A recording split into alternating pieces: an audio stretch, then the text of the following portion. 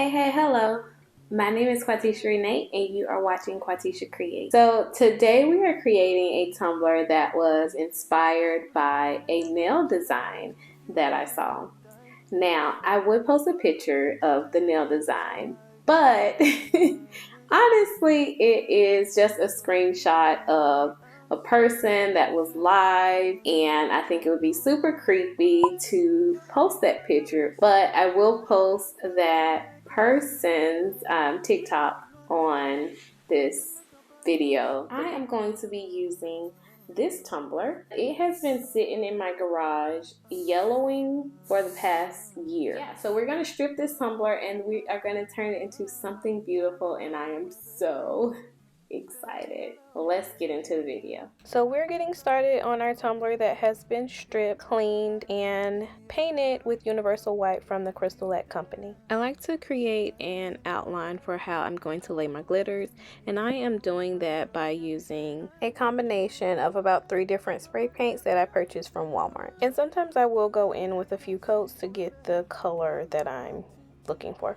Once your spray paint is completely dry, we're going to go in with some Mod Podge, and we are going to apply that all over our tumbler using our Wet n Wild makeup brush. I purchased this makeup brush from the Dollar Tree. It really does help with smoothing out the Mod Podge, but also it helps with paint and glitter glue as well. It's just awesome. If you don't have one, you need to get one. They are sometimes hard to find. I did have to go to 3 different ones before I found a Dollar Tree that had them in stock. I will leave a link to Amazon, because you know Amazon always has them. Once we're done applying our Mod Podge, we're going to go in with our first glitter. We're going to go in with the lightest color first, and for me that's going to be this neon yellow. Not sure the name of the glitter right now. I will leave a link to all of these glitters that I'm using in my description box. I like to go in with my lightest color first because that decreases my chance at contaminating my glitter that falls onto my catch paper. It's going to be a lot less obvious if you have some green glitter that falls into pink glitter as opposed to pink glitter that falls into yellow glitter, if that makes sense. But that is why I choose to go in the order of yellow, green, and then the brightest, darkest color, which is the pink. But isn't this pink pretty? And whenever I'm working with a tumbler that has a handle, I like to focus on the handle last. Sometimes I won't even put the Mod Podge or the glue down until I've already glittered the rest of the tumbler. Once your Mod Podge has been drying for at least an hour, and you are certain that your tumbler is completely dry, you want to go in with a hard bristle brush and knock off the excess glitter. Be as gentle or as rough as you choose. I chose the more gentle route because I didn't want to have to do a second layer of glitter. Now after that, I went outside and sprayed my tumbler with the Rust-Oleum 2 times clear gloss spray paint, and I allowed that to completely dry. Once it's dry, we are going to use our brush and we are going to do another dry bristle brush on our tumbler. Make sure we don't have any loose glitters floating around. Now we're going to get started on our spots, and we are going to take some Mod Podge and we're going to put in a little drip of acrylic paint, and we're going to create this really pretty color that we are going to use for the inside of our leopard spots. I like to color my Mod Podge or with whatever glue I'm using because I feel like that helps the glitter colors pop more than just using a white glue. So now I'm going to take my colored glue and I'm just going to paint on some random spots for my leopard spots. Now after making some random blobs and spots all over the tumbler, I will go in with the glitter and I will sprinkle it on my blobs. After we coat our spots with glitter, we simply just turn the tumbler, tap the tumbler to shake off the excess glitter. I do like to keep my bristle brush close by so that I can knock off the extra glitter from the surrounding areas just so it doesn't get mixed in with the spots that I'm creating. After I was done creating all of my pink spots, I went in with the brush and tried to just clean up the surrounding areas that I mentioned before. Once this area is completely dry, you can do like a more detailed brush, but you just want to be careful that you're not interfering with the wet glitter and glue that's on your tumbler. So ideally you want to wait until your pink spots are completely dry before you go in with the black spot part. But I was so impatient that I could not wait. I was ready to, complete this design. So I just went in right after. As you can see, my pink glue glitter is still wet, and I went right in and mixed my black, same thing, Mod Podge black acrylic paint. And you guys, like I said, I do not suggest you do this, so don't do it. Because what's going to happen is when I go to put on the black glitter, some of that black glitter is going to mix into my pink areas because I still have wet glue there. So whatever isn't completely covered by the pink glitter, if there's still an opportunity, that black glitter is going to get up in there. So I did have some specks of black glitter within my pink area. So yeah, I'm just going around the pink spots, being very random.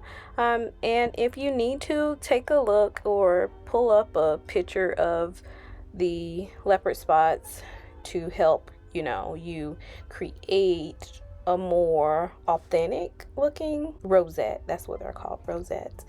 But yeah, so some of them I had, two little outlines. Some I had three, some I just had one.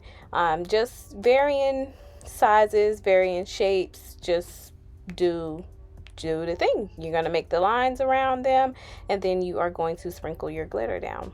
Easy peasy. So after my tumbler was completely done, I let it dry for several hours, and then I went in with my dry hard bristle brush, and I am knocking off the excess glitter. So I am trying to remove like the pink glitter that may have gone everywhere when I was doing those rosettes, as well as the black glitter. So you just want to do a thorough brush of that. While brushing off the excess glitter, this is where I noticed that there was more or some specks of the black glitter within the pink part of the rosettes. And what I did to correct that was I went in with a little more glue and paint and sprinkled in some pink glitter. So again, you can avoid having to do this by simply allowing your first layer of the pink glitter to dry before going on to the black part of your rosettes. After everything is completely dry, you want to seal in your spots and make sure that nothing is going to move when you go to apply your top coats, whether it be epoxy or bright tone. I will be using Crystal Lax bright tone, so I am using glitter glue to seal in everything. You can use the 2x Rust-Oleum clear gloss spray paint or whatever spray paint that you choose to use. You can use that if you would like to. However, if you're going to be using bright tone, you would have to allow your tumbler to gas off for 24 to 48 hours. That is why I'm using the glitter glue. The glitter glue should be dry within 2 hours so that I can go in and begin applying my layers of bright tone.